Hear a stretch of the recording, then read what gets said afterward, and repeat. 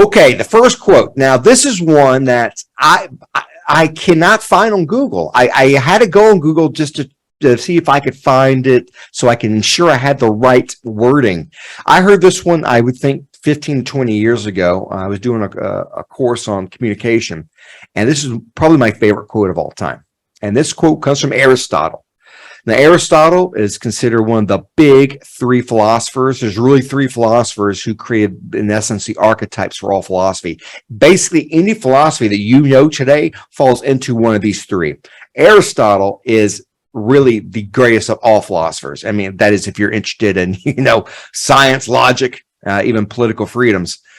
He really is the father of all this. His years are 384 to 322 BC.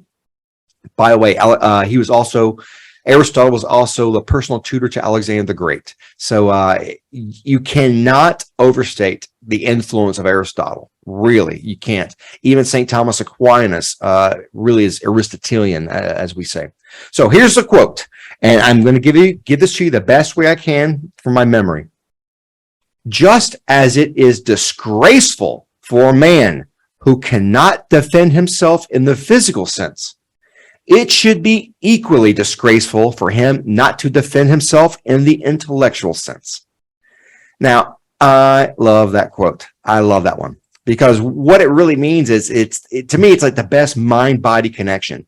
It really tells you you have to exercise your mind as well as your body. And it reminded me, I don't remember the source of this, but I think the CIA once had like a job description, and that was they're looking for PhD candidates who can win bar fights. I love that. It's and technically it's like the best of the physical and the best of the mental. Now, why is this important? To me, we see a lot of people at the gym, but you don't see a lot of people cracking open the books, really studying. And unfortunately, people aren't, I don't mean studying, but if you're not reading, if you're not trying to better yourself, given the time that you have, where do we get our knowledge or entertainment? Usually it comes from TV.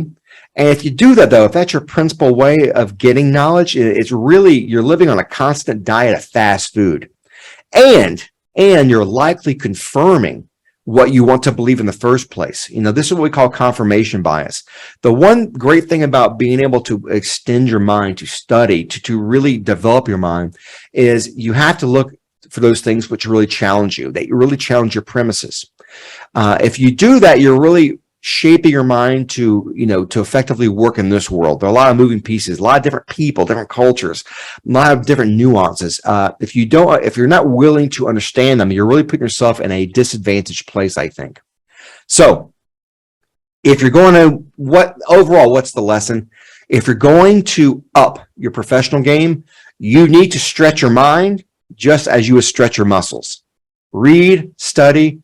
And I think you'll see in this episode, there are a lot of pieces. There's a lot of information out there, a lot of knowledge, a lot of wisdom out there that, is 2,000 years old, and you'll find that it's even applicable today. If you can stretch yourself to do this, I think you're really better yourself. So if you're going to be physically fit, you need to be mentally fit as well. It will benefit you in the end.